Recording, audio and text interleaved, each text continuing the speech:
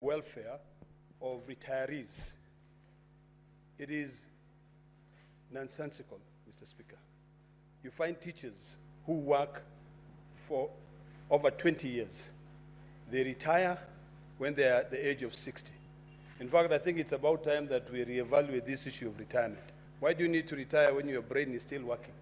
You need to continue. We just need to be a bit creative on how we deal with these issues. My own sister called me last week, told me that she retired in 2022, and until today, she has not been able to receive her pension. Mr. Speaker, this House has an opportunity now to be able to reevaluate the role and functions of these retirement benefit firms. We have companies like Lab Trust. We have companies like Lab Fund. We have retirement schemes. And when you look at what their core business is right now, is to invest in real estate. They are building houses all over.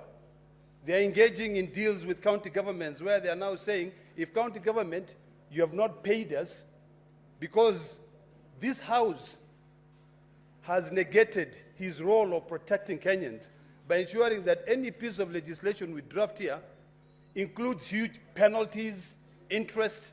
I think it's about time that we now revisit those retirement benefits acts and amend them so that when these companies like Lab Fund and Lab Trust are owed by county governments the principal amount, if it is 20 million, it is easier for county governments to be able to pay them. So, Mr. Speaker, I'd like to request the committee, while investigating the issue raised by the Senator for Mombasa County, to consider looking at the entire Retirement Benefits Acts to see how we can be able to do away with these interest, with these penalties, and also to put a period of time when you retire, you should be able to get your benefits.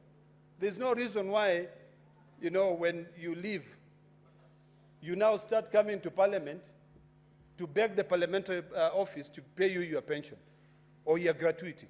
This is something which should be automatic. That money is being used to invest. Right now, Mr. Speaker, the richest farms in these countries include Lab Fund and Lab Trust. You know, why should they be, you know, carrying billions and billions of shillings, yet they cannot pay teachers? Now, Mr. Speaker, for a teacher to be able to get their benefits, they have to call TSC. TSC will spend hours going through their files, and then finally, when the file is complete, it is forwarded to Treasury. Last week, Mr. Speaker, I had to call the head of accounting in Treasury to follow up on one teacher to say, why haven't you paid her dues? Why are they keeping all those files? You worked. When you are working, you are paying. This is your money, which was being deducted for you. So, Mr. Speaker, in fact, now the law should be recrafted in a way that if Treasury delays in paying the retirees their benefits or their pension, they should start paying interest. And since Lab Fund and Lab Trust are spending the money that they are collecting from these county governments or from civil servants in investments, we should now qualify those investments and say, if I'm retiring and you are paying me this, how much have you made from the investments that you've invested in? You know, this money should not just be sweet for these entities, and it is not sweet for the people who contributed to it. So, Mr. Speaker, I really would like to request that committee to take this matter very seriously and reopen the whole debate on these pension schemes.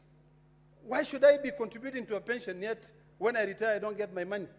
Should I not just go to a bank account and open a fixed deposit account or an escrow account where I can just be putting money so that at the time when I retire I can be able to get that money? Secondly, Mr. Speaker, I'd like to comment on the statement raised by Senator Onyonka, where he's seeking clarification on the issue of logging. Senator Lekina, but remember there was an agreement of 2 minutes per Senator making a comment. Okay, 30 seconds? Please. Mr. Speaker, I wish Senator Onyonka was here because on this statement I wanted some clarity. Because he said forest in Masai Mara. I don't know whether inside the park there's any logging that is taking place there. So I'd like that clarity made. Because if it is forest in Narrow County, it would make sense. Masai Mara is just a region, you know. it's inside the park, and inside the park there is no logging. If there is logging, I would really like to know. But it will be important for the committee, while investigating this matter, to appraise the House on what efforts, the reforestation efforts that are taking place. We see a lot of cabinet secretaries flying to go and plant 2 trees. They probably spend about R1 million to go and plant a tree.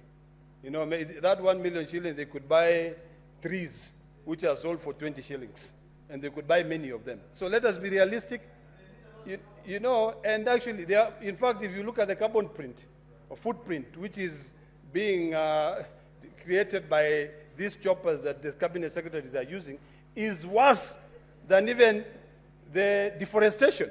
So really, we just need to look at those things and become very serious. So I thank you, Mr. Speaker. Next.